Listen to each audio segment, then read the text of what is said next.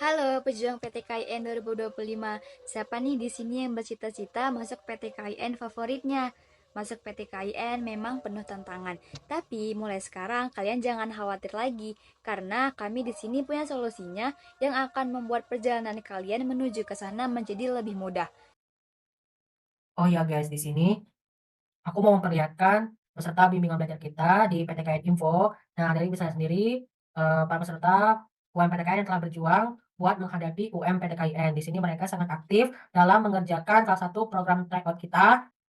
Oh iya guys, di bimbel kita membahas segala materi yang akan diujikan di UM PTKN 2025. Mulai dari materi bahasa Arab, fikih, pengarang matematika, sejarah Islam, bahasa Indonesia, peran gambar, bahasa Inggris, penalaran kuantitatif hingga Quran hadis. Nah, di sini adik-adik bisa lihat sendiri berbagai macam fasilitas seperti modul ajar. Nah, adik bisa lihat sendiri di sini modul ajarnya ya. Nah, di sini lengkap banget berbagai macam materi bisa kalian pelajari buat menaklukkan soal-soal UMPTKIN. Selain itu, jika kalian tidak bisa hadir, kalian juga bisa menonton rekaman Zoom-nya.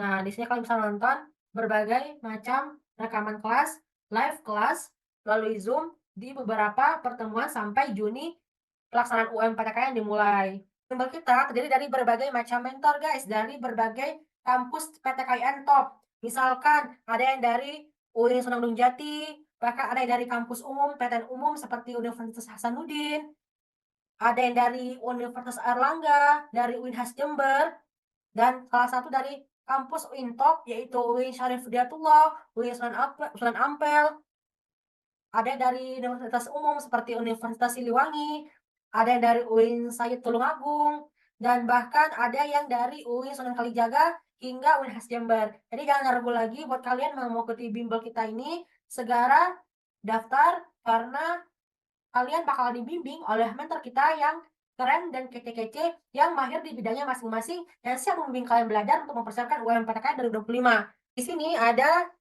beberapa bukti dokumentasi bersama siswa bimbel UMPTKIN yang sedang memegang kartu ujian UMPTKIN. Nah, di sini salah satu beberapa banyaknya peserta bimbel kita yang mengikuti UMPTKIN 2025 bisa dilihat sendiri di sini ada banyak sekali puluhan peserta hingga ratusan yang kami bimbing siap buat lolos UMPTKIN dan ini hanya sebagian kecilnya saja.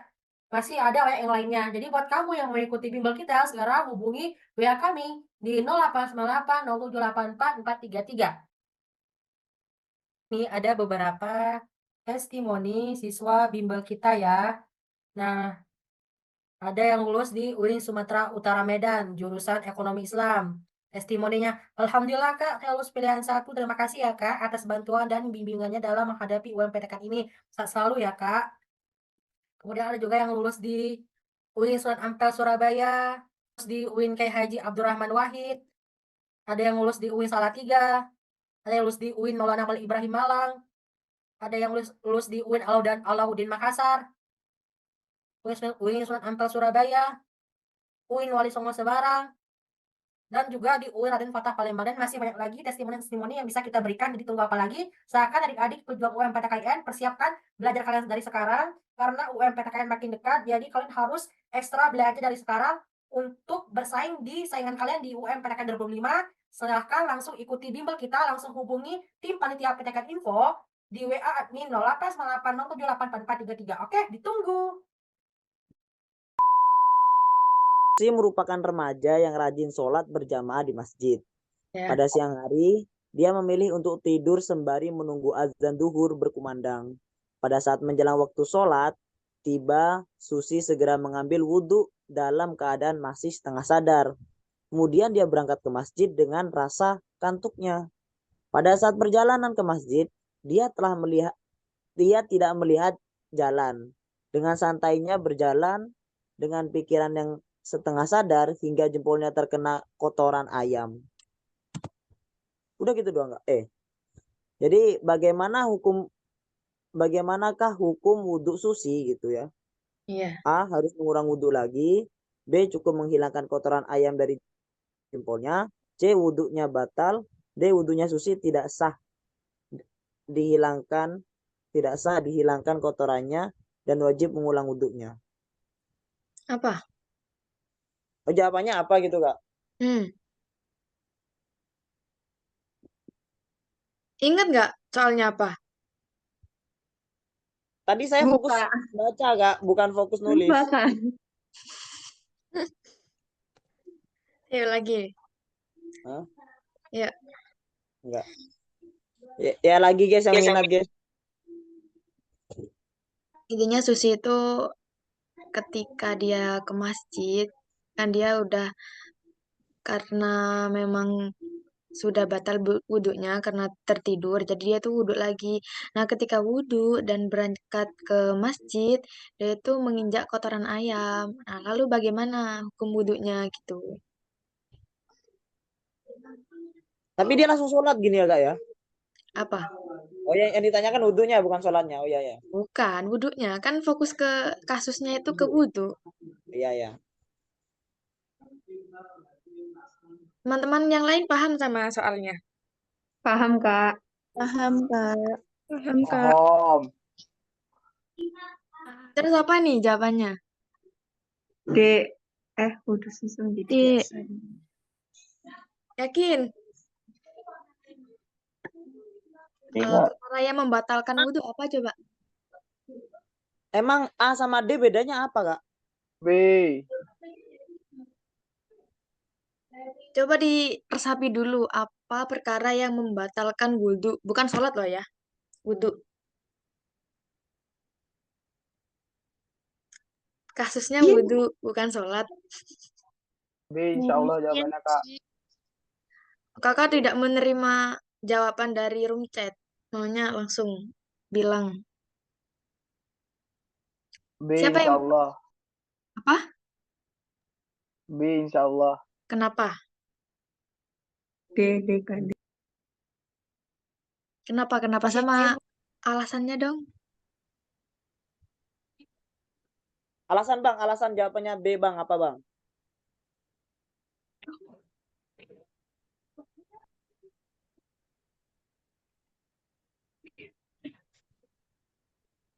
Padahal ini dasar loh.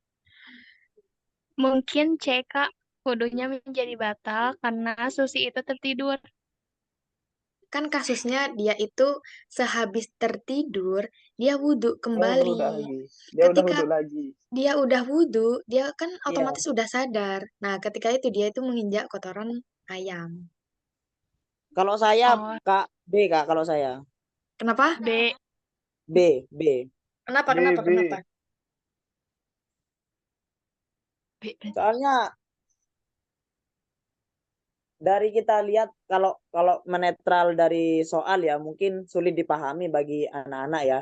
Lewat teman gitu. Jadi kalau si A nih ya Kak ya harus mengulang wudhu lagi ya kan. Nah, si C wudhunya batal dan si D wudhu Susi tidak sah. A, C, D ini apa kesimpulannya sama aja nggak sih? Kalau menurut saya ini sama aja. A, C, D ini kesimpulannya sama aja. Ya inti pokoknya dari kenapa dia tuh mengambil wudhu lagi dan sebab dia tuh wudhunya batal dan bahkan wudhunya tidak sah itu apa? Ini landasannya A, C, D tuh karena ada kotoran. Sedangkan C ini cukup menghilangkan kotoran. Dan juga kalau wudhu tuh Kak, wudhu tuh kalau cuma ada kotoran gitu Setuju. kan. Maka itu yang harus dihilangkan tuh kotorannya gitu. Jadi saya pilih B itu landasannya Kak. Iya, benar. Sebenarnya kalian itu seumpama ya apa ya? Memahami soal itu di endingnya, paham nggak? Ketika itu soal cerita, pasti nanti kalau UMPTKIN itu nanti terkecoh dengan soal cerita. Soal cerita itu lebih panjang dari ini, teman-teman. Ini cuma singkatnya aja. Biasanya itu benar-benar panjang karena itu mengulur waktu dan mengulur fokus kalian. Kan jenuh kan lama-lama baca soal. Nah itu otomatis kesimpulan di akhir di soalnya itu kan jelas itu. Fokusnya itu karena dia itu sudah wudhu dan dia itu terkena kotoran ayam. Benar, benar kok jawabannya. Nah, kalian juga harus fokus sama apa itu hal perkara yang membatalkan wudhu. Apa perkara yang membatalkan wudhu? Tidur. Ya ini Banyak. Kalau perkaranya itu Ini. banyak. Nah, kira-kira Banyak. menginjak kotoran ayam itu termasuk dalam perkara yang membatalkan wudhu apa enggak? Enggak. Nah, gitu. Ya, jadi cukup dihilangkan aja. Terus langsung bisa sholat. Kalau memang itu keadaan di sholat terus dia nggak menghilangkan, ya beda lagi kasusnya. Berhubung ini memang di kasusnya ini dia wudhu, jadi cukup menghilangkan aja tanpa mengulang wudhunya. Kecuali kalau dia tidur lagi, terus menginjak kotoran, baru dia double wudhu dan menghilangkan kotorannya. Tuh, gitu ya, sepakat. Ya, Ada yang Stop. tanyakan? Ada yang ditanyakan? Enggak ada, Kak. Stop. Tidak. ini Udah. Kak, ini Kak. Kenapa? Berarti kalau di UMPTKN itu lebih panjang, ini bagaikan 1/2 apa 1/4 dari soal UMTKN aslinya, Kak? Kalau di soal tadi itu 1/2 mungkin. Oh, separuhnya gitu ya. Mm. Oke, Kalau Kak, ini lanjut. kan, kalau ini kan masih apa dikit gitu. Kalau di kertas nanti kan kemungkinan kelihatan panjang gitu loh. Oh iya ya, apalagi kertasnya itu nanti 2 baris ke bawah. Oh iya, Kak, Iya, panjang itu. itu. Tapi nggak anu kok, nggak serumit soal ini kok. Insya Allah. Stop. Yo, siapa yang mau? Irfan baca. Irfan. Menghilang. Aku dan kamu kelak menjadi kita, ucap Doni ketika hendak menikahi Reni calon istrinya. Namun setelah menikah dia bercerai dengan salah satu dan istrinya telah melewati batas masa iddah. Tetapi cintanya tumbuh kembali dan ingin rujuk. Bagaimana ketentuan hukum bagi pasangan yang telah bercerai namun ingin rujuk kembali setelah masa iddahnya? A. Rujuk kembali tidak diizinkan. B. Rujuk kembali diperbolehkan dengan perjanjian kedua belah pihak. C. Rujuk kembali otomatis terjadi setelah iddah. D. Rujuk kembali harus mendapatkan izin dari keluarga. E. Rujuk kembali dengan akad baru. Apa ayo?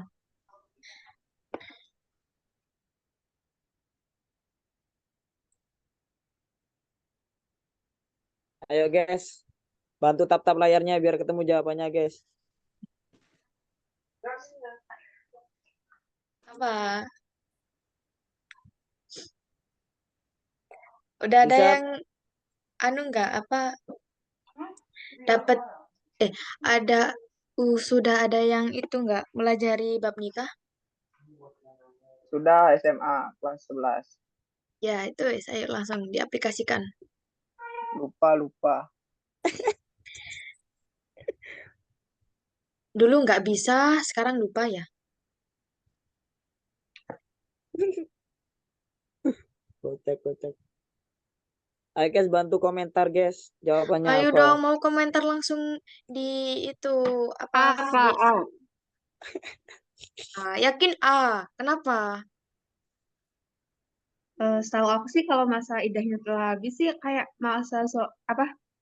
maka suaminya yang tadinya diperbolehkan rujuk sekarang tidak dapat rujuk lagi. Seingat aku ya. Talak ada berapa? 3, Berapa, Kak? ada 3. Talak ada 3 ya. Yang nggak Ya, boleh rujuk itu talak keberapa? Ketiga. talak terakhir. 3. Tapi boleh rujuk dengan syarat apa? Sudah Harus menikah 3 lagi. kali iddah dan menikah lagi. Nikah lagi. Betul. Nikah lagi kok kenceng banget. Terus jadinya ini apa jawabannya? Berarti Kak, rujuk kembali dengan akad baru. Ya, betul. Kenapa? Karena Karena ketawa gitu ya. Karena Idahnya deh. Kenapa? Ayo langsung ke pembahasan ya. Tuh. Jadi, meskipun talak 1, talak 2, kecuali talak 3 ya, jika masa iddahnya itu sudah habis dan dia ingin rujuk kembali, maka dia harus akad baru.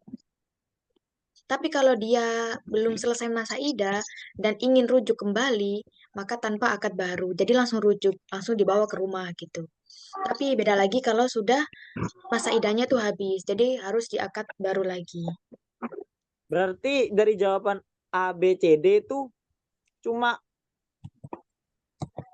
Apa? yang lain berarti nggak masuk ya? Jawaban yang lain nggak masuk, Kak? Gak masuk kalau sesuai syarat. Oh, oke, Kalau yang lain aman-aman. itu kan emang sesuai rujuk kayak gini loh. Rujuk itu diperbolehkan kalau memang saling suka, saling mau, tidak ada keterpaksaan gitu kan. Nah, di balik Nah, itu ada persyaratan lain gitu yang memang sudah disyaratkan oleh syariat. syariat. Nah, yakni dengan ketentuan di iddah itu. Tuh. Oh, paham nggak? Berarti emang beda ya, syariat sama umum-umum itu beda kan? Ya. Oke, Terus itu next. lagi, ada yang tahu kenapa alasan kok perempuan itu mau nikah setelah cerai, kenapa harus iddah dulu, sedangkan laki-laki enggak. Tapi sekarang ya, laki-laki juga punya iddah kalau di ketentuan Kementerian Agama. Kayaknya sekarang ada undang-undang baru untuk laki-laki terkait dengan masa iddahnya juga. Berarti Cuma kalau itu menurut masuk cuma kalau Cuma kalau menurut agama itu idahnya memang yang ditentukan cuma perempuan. nggak masuk syariat itu kayak yang cowok. Apa? Sebenarnya itu enggak. Sebenarnya itu kalau yang di undang-undang itu kenapa kok laki-laki sekarang di idah juga? Karena untuk kemaslahatan bersama gitu. Biar Nggak apa adil. ya? Takutnya gitu. Masih ada perasaan suka, terus kan biar pandangan orang lain, pandangan tetangga juga kayak masa baru 1 hari cerai langsung nikah gitu kan, kayak Enak-enak. Kak. kayak gimana gitu. Beda lagi kasusnya kalau perempuan. Kenapa kalau perempuan harus ada iddah di di ilmu IPA kayaknya ada deh, kenapa itu. Ya ada perjarakan antara pemasukan setelah pemasukan selanjutnya, Kak. Iya, nanti biar sel spermanya itu nggak tercampur. Karena Nah, ada yang anak IPA nggak? ada, Kak, ada. Irfan kan IPA. Sel sel sperma itu bakal tidak bisa membuahi lagi atau mati gitu kalau nggak salah. Dalam jangka waktu berapa hari gitu? 30 hari nggak sih? Lebih 40-an, Kak. Iya, 40-an kayaknya. Iya ya. Iya. Ya, 40-an, Kak. Iya. Maka kan Kali Irfan. jadi kan nanti otomatis kalau itu udah jelas udah jelas sel spermanya nggak bisa membuahi lagi. Membuahi. Nah, kan ada sel sperma baru, kan nanti jelas itu nasabnya. Nah, iya, Kak. Biar nggak masuk dua-duaan gitu. Kalau masuk dua-duaan kan bahaya, Kak. Kepala Ya dua. Allah. Bukan masuk dua-duaan. Eh. Nanti itu bingung nasabnya. Ini anaknya siapa? Kan gitu. Oh, iya, iya. DNA-nya beda gitu ya, Kak ya. Iya. Nah, dari soal ini ada yang mau ditanyakan? Ini, Kak, berarti talak 1 sama talak 2 itu sifatnya sama ya, Kak ya? Sama. Yang membedakan apa, Kak, talak 1 sama talak 2 itu? Pengucapannya. Bukan pengucapannya sih. Ya, Jumlahnya. urutannya ya. Oke, Ya, urutannya. urutan sama jumlahnya. Seumpama, kamu aku cerai. 1. kamu aku cerai. Itu sudah talak 2. Oh, berarti yang dimaksud talak itu pengucapan ya, Kak ya? Iya. Berarti talak 3. Berarti kalau talak 3 itu aku cerai. Nah, gitu 3 kali gitu Iya, ya. 3 sudah nggak bisa rujuk kecuali Berarti kerja. lanjut, Kak. Kenapa? Berarti itu sama kayak Upin Ipin. Betul gitu ya, Kak ya? Iya, Oke, tapi kan lanjut. tahu kan ketika talak itu tidak melulu ucapannya itu harus kita cerai. Ada pengucapan lain yang mengandung unsur talak itu bisa menjatuhkan Disebut talak talak. juga. Nah, Iya, iya. tuh. Oke. Yang lain ada yang mau ditanyakan? Ayo yang lain mau tanya apa gitu? Ukuran sandalnya kayak apa Tidak kayak? ada, Kak. Enggak ada, Kak, lanjut. Maaf Kak, saya mau bertanya. Silakan bertanya di kolom komentar ya.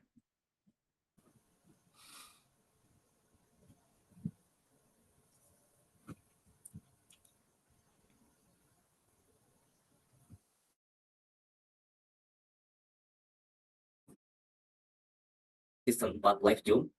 Waktu pengerjaan tinggal 2 menit lagi. Silahkan pastikan kembali soal-soal yang kalian kerjakan itu benar-benar jawaban yang tepat. Oke, silahkan 1 menit lagi kakak kasih waktu untuk submit jawabannya. Karena 1 menit mendatang akan di close ya, akan di close. Oke, gimana teman-teman tryout season 4 ini live Zoom gimana perasaannya? Kakak udah bolehin ya.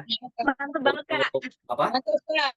Gacor. Penalaran matematikanya hancur. Meledak semua. MTK bisa, Kak. Penalaran matematika. Penalaran matematika gila Kak. MTK nggak bisa. Baru saya dilakukan yang MTK di grup dari pelajaran Indonesia dilakukan. Hafal semua. Anjay. Seru banget, Kak. Seru banget ya. Tryout di sini. Oke. Rekomen banget. Meledak yo. Susah makanya. Wah, pusing. Seru. Penalaran matematika bisa dilakukan ya. Gacor, iya, gacor. Gacor banget itu penalaran matematika. Gimana, Kak? Yang setuju di spill score tryout-nya raise hand. Jangan. Boleh setuju. Kak, kameranya kembau, Kak. Jangan Kak, nilai gue 300. Kan nilainya. Nilainya berapa? Nilai gue 300 Kak, parah banget ya. Parah banget anjir. Gila, jangan Kak, jangan.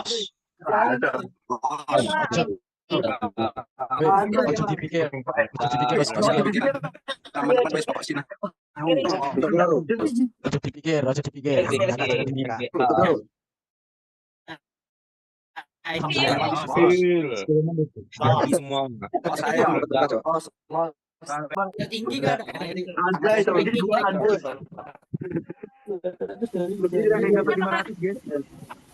Yang tertinggi siapa? Saya. Tinggi siapa? Yang paling tertinggi. Anjay, Itu tadi yang 600 tuh. Jujur. Kita. Yang 500. 600. Bantu. Terus ke di bawah. Aku 600.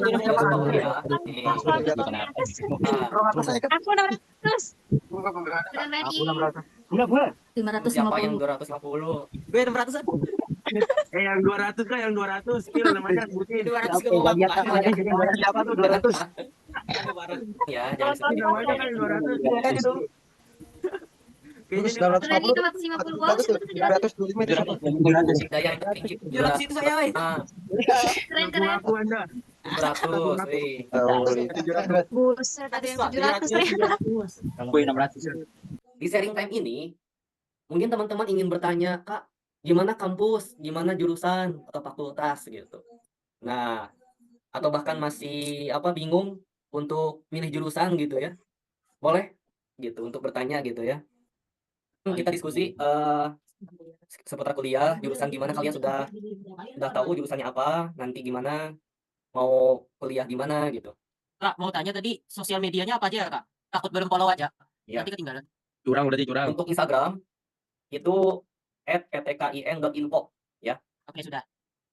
Terus ada yang Bimbel .ptkin ya. Oke, Kak. Yang sama-sama gambarnya ya. Oke, sip, sudah, Kak. Sudah. Kak, saya mau nanya nih, angkat tangan dulu, coba. Baik, silahkan. Alif, gimana mau tanya apa? Ini kalau bedanya PGMI sama PAI apa, Kak? Bedanya PGMI dan PAI itu ya telah jelas ya. Nama jurusannya juga PGMI, Pendidikan Guru Madrasah Iya, Ibtidaiyah. bukan itu maksudnya. Oke, sabar, gue lagi nanya. Kan gini, Kak, apa namanya? Kalau PGMI nanti lulusnya jadi guru MI doang.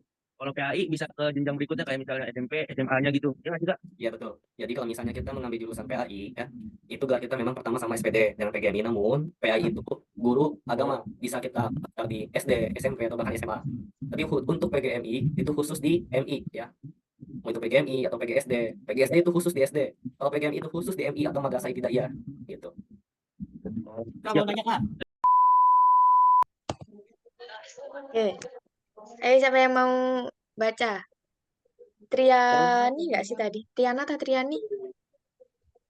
Iya, itu Aulia Nur Aini Kak mau bicara katanya. Oh iya. Ya, silakan.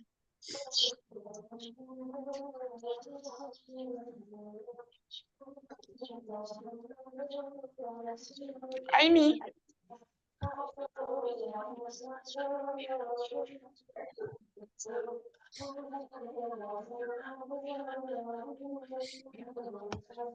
Asri deh. Ayo Asri mau baca.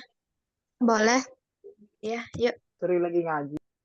Muzayyan akan melakukan perjalanan di Jawa Tengah mengunjungi istrinya yang tinggal di Lumajang dan berencana berlebaran di sana bersama keluarga istrinya. Dalam perjalanan ke Lumajang, Muzayyan kelelahan sehingga ia membatalkan puasanya. Udah, Kak. Ya, terus lanjut soalnya. Bagaimana cara Muzayyan mengganti puasanya? Apa? Langsung BA dulu dong.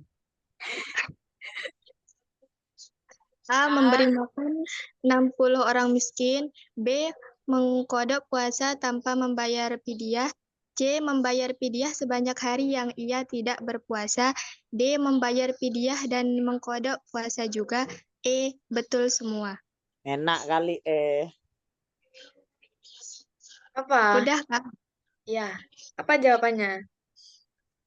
Ayo, weh. Tidak menerima di room chat. Masa? Di room chat B katanya, Kak. Oh. B. Kenapa kok B? Belajar. Zoom. Muzayyan ini cowok cewek, Kak? Cowok. Oh, cowok. Kan istrinya. Masa perempuan istri? Kan dia mengunjungi istrinya. Kali temennya aja Kak gitu punya istri terus disamperin gitu. Bedanya apa meskipun dia cewek? Nggak beda sih, cuma kelaminnya aja yang beda. Terus hubungan dengan soal apa? Kenapa kok menanyakan Muzayyan perempuan atau laki-laki? Jadi jawabannya ini B, Kak. Ya, kenapa? Kenapa, guys? Jawab, guys. Karena musafir. Ya, kalau musafir kenapa? Musafir boleh gantiin puasa, Kak. Ya, betul. Boleh gantiin boba. Puasa. Oh, puasa. Ini jadi orang sakit musafir itu dibebaskan untuk tidak berpuasa. Jadi cukup mengkodok. Berbeda halnya kalau ibu hamil, ibu menyusui, itu kan ada, kalau agak lupa ya. Kalau ada yang paham, nanti kalau kakak ada yang salah, tolong dikoreksi. Iya, ya. Kalau takut dirinya ini sakit, maka dia itu harus mengkodok dan membayar fidyah. Kalau dikhawatirkan bayinya, maka dia cukup mengkodok puasa. Gitu nggak? Apa terbalik? Kakak nanya ke kami akan diem, Kak. Karena kami juga belum tentu benar semua, Kak. Ya, maksudnya barangkali ada yang ingat gitu. Oh ternyata gini Kak, salah. Kan bisa. Dan ternyata nggak ada yang jawab, Kak. Benar berarti kakaknya. Oh iya itu.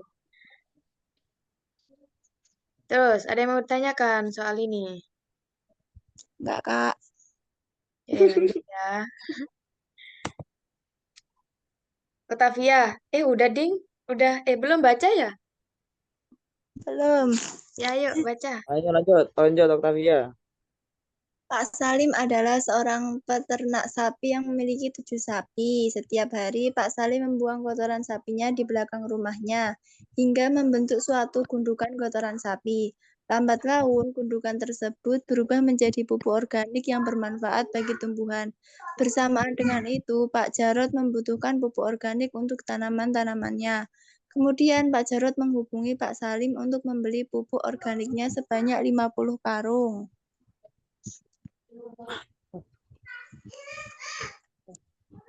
Bagaimanakah hukum jual beli yang dilaksanakan oleh Pak Salim dan Pak Jarod? A. Sah karena memenuhi rukun jual beli, yakni ada penjual, pembeli, barang, dan ijab kabul. B. Tidak sah karena pupuk organik tidaklah memiliki nilai ekonomis. C. Tidak sah karena pupuk organik adalah barang yang najis. D. Sah karena jual beli yang dilaksanakan berdasar pada asas suka sama suka. E. Tidak sah karena tidak terdapat takaran jelas terkait harga pupuk per kilo. Enak kali. Salah. Apa?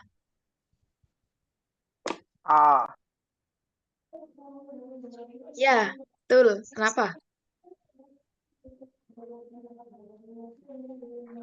Ada jawabannya nggak? Karena Itu Kak sudah ada karena memenuhi gitu. Iya. Kenapa kok enggak yang lain? Rukun jual beli. Nggak tahu Kak. Tanya aja yang jawab. C, Kak. Loh, ini C Kak, kenapa? Kenapa kok C? Ayo. Karena pupuk organik itu adalah barang Yang najis. yang najis. Memang jual beli benda yang najis itu sudah dipastikan haram ya. Ya. Tapi berbeda halnya jika kemanfaatannya itu untuk sebuah pupuk, bukan untuk dimakan. Nah, itu dia, guys. Kalau untuk dimakan, jelas tidak bisa ya, jelas haram. Mudorot. Jadi Iya, nggak boleh makan. dia kotoran, dia najis. Tapi kalau untuk dibuat pupuk, otomatis kan kotoran itu menjadi bermanfaat. Jadinya boleh untuk dijual belikan gitu. Kecuali kenapa? Kecuali pupuknya dimakan. Iya, betul. Terus juga kecuali kalau seumpama apa namanya pupuknya itu belum jadi pupuk gitu, kayak masih apa kotoran yang baru keluar dari sapinya. Nah itu kan masih belum jelas dia bakal jadi pupuk apa enggak. Nah otomatis ketika jual beli yang tidak jelas barangnya itu juga tidak disahkan. Karena kan tidak tentu dia bakal jadi pupuk apa enggak. Kan kalau persyaratan jual beli juga kan harus barangnya tuh harus ada, harus terlihat gitu. Oke, Kak ACC. Oke. Dari soal ini mau tanya apa?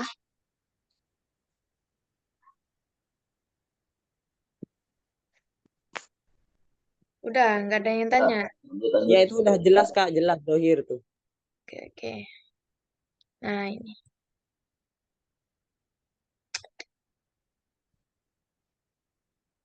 Kakak deh yang baca sekarang. Oke, makasih Kak. Randy merupakan tangan kanan Abah Yai di pesantren. Dia menuntut ilmu saat ini. Dia sangat dipercaya oleh Abah Yai karena ketawaduannya, serta sikapnya yang teramat sopan. Di sisi lain, ternyata dia santri yang sangat cerdas dan pintar, sehingga tidak jarang dia selalu menjadi bintang kelas sekaligus santri teladan. Enak Pada kali. suatu hari, Randy diberi tugas oleh guru salafnya untuk latihan menggali hukum dalam Al-Quran. Salah satunya dengan metode kias. Pertanyaannya, kias merupakan metode hukum Islam yang digunakan untuk apa? Iya. C, Kak, C. Pinter sekali. Iya, C, Kak. Iya. Terus, Iya, C. jadi contohnya kias. Jadi kias itu seperti apa? Diumpamakan kalau dijadikan kasus gitu, gimana?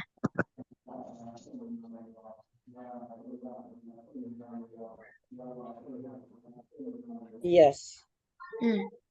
Ketentuan para ulama nggak?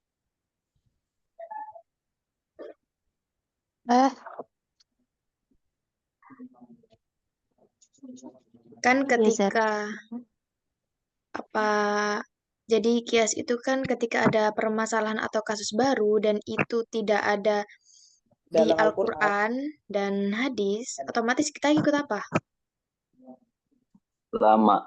Nah, jadi kias itu bisa juga ketentuan Kesepakatan ulama. Nah, Kesepakatan ulama. tuh. Bisa dibaca sendiri kalau ini. Nanti PPT-nya kakak share ya. Tapi kalian punya itu nggak sih soalnya? Soal-soal? Punya? Soal apa tuh, Kak?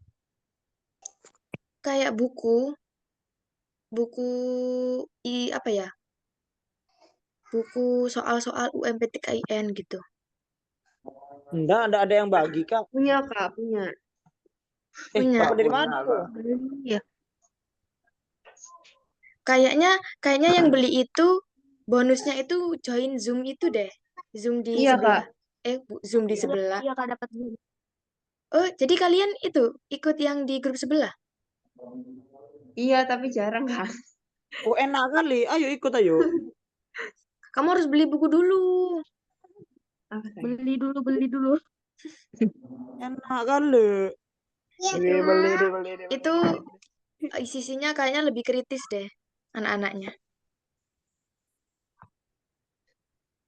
Kalau di grup satunya itu. Sampai Apanya yang kritis? apa? Apanya yang kritis barusan? Pemikirannya. Kok Masuk bisa, ICU Kak? semua berarti, Kak. Waduh, bahaya. Gara otak itu. Waduh. Ya itu, siapa yang join grup sebelah pernah nyimak yang bahas itu enggak? Yang ada yang bahas tentang wudhu itu, yang perbedaan pendapat?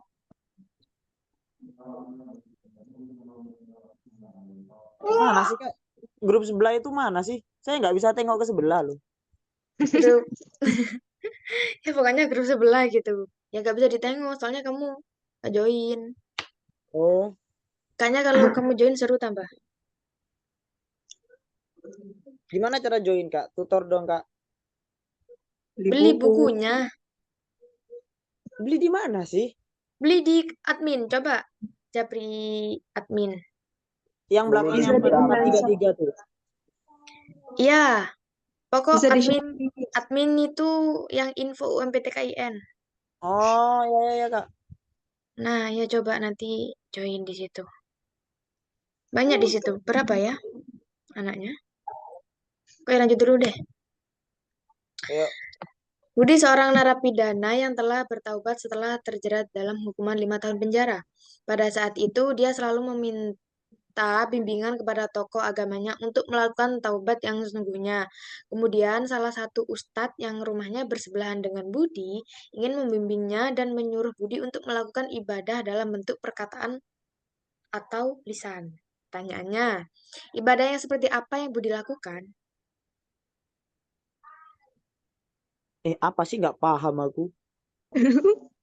Santai-santai, aku ulang lagi santai kok. Cikir. Belum aku belum selesai. Oh iya Kak. Akan membaca zikir. Ya, ini jadi tinjauan dari segi bentuk, ibadah itu ada 5.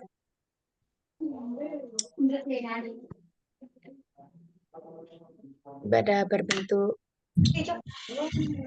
bisa di membaca zikir. betul. Oke, lanjut ya.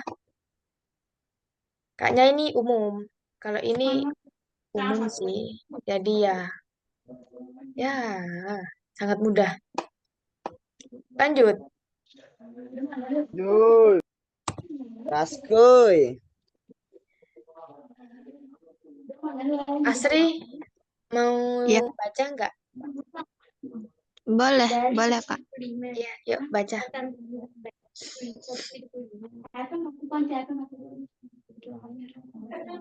Dedeu apa ya siapa nih? Itu Dede. Dedeu, Iya. Dedeu. Iya. Dede berangkat sekolah melewati jalan tikus karena dia bangun kesiangan. Akhirnya terburu-buru karena tidak mau terlambat sampai sekolah. Pada saat melintasi jalan, ada batu yang menghalangi jalan. Akhirnya dia berinisiatif untuk menyingkirkan batu tersebut. Ditakutkan terkena orang lain yang melewati jalan ini. Namun Dedeu menyingkirkannya dengan melemparkan ke arah kanan, karena di situ terdapat anjing yang dia benci. Dengan harapan anjing itu mati, tanpa dia sadari ternyata terdapat anak kecil yang sedang bermain di situ. Batu yang dilemparkan Dedeu mengenai kepala anak tersebut hingga mengalami kebocoran di kepalanya dan meninggal dunia. Maka hal tersebut menjadi kategori diat pembunuhan murni kekeliruan atau amdon apa ini? Foto. Ya, amdon khoto ya. Diam dan Hoto. Maka diat ini akan menjadi kategori berat jika berada dalam kondisi bagaimana? A. Membunuh di area Yaman. Yaman. B. Membunuh pada bulan Zulqa'dah, Zulhijjah, Muharram, dan Rajab. C. Membunuh kerabat. D. Membunuh pada bulan Ramadan. E. Membunuh teman dekat. Udah Kak. Apa jawabannya? BKB. Oke Kak. B gak sih? B. Ya, B, betul. Tuh, jadi pembunuhan murni kekeliruan itu akan menjadi kategori berat jika berada dalam 3 kondisi, yakni membunuh di tanah haram atau Mekah, membunuh pada bulan yang tadi itu, dan membunuh saudara yang mahram. Sini ada nggak ya? Kan Itu berat. ini kan tadi teman dekat. Kalau ini saudara yang mahram, adik, ibu, ya, paman. Emang kalau membunuh di Yaman itu hukumnya beratan mana sama ini Kak? Yaman. Iya itu yang soal A, jawaban yang A. Bunuh di area Yaman tuh. Tidak menjadi berat, tetap menjadi murni kekeliruan. Oh. Jadi kalau pas dia itu murni, keliru nih, kan nggak sengaja. Tapi tetap akan menjadi kategori berat jika dalam 3 kondisi, yakni dia itu di Mekah. Jadi ketika dia tuh nggak sengaja, tapi dia tuh di Mekah. Jadi menjadi kategori berat. Juga membunuh pada bulan-bulan Dzulqa'dah, Dzulhijjah, Muharram, dan Rajab. Gitu. Gitu. Selesai. Ada yang mau ditanyakan? Masuk PTKIN memang penuh tantangan, tapi mulai sekarang kalian jangan khawatir lagi karena kami di sini punya solusinya yang akan membuat perjalanan kalian menuju ke sana menjadi lebih mudah, yaitu melalui e-book eksklusif Masuk PTKIN 2025. E-book ini dirancang khusus untuk membantu kamu lulus seleksi PTKIN dengan strategi jitu. Di dalamnya terdapat pembahasan lengkap soal-soal tahun sebelumnya, kemudian ada tips dan trik lulus seleksi, dan juga simulasi serta prediksi soal terbaru 2025. Semuanya dikemas dengan praktis dan juga mudah dipahami. Dengan ebook ini, kamu juga bisa belajar kapan saja dan di mana saja. Jadi, tunggu apa lagi? Ayo buruan dapatkan ebook eksklusif Masuk PTKIN 2025 sekarang juga. Kalian bisa klik link di bawah ini atau juga bisa hubungi kami secara langsung. Jadi, jangan sampai kehabisan.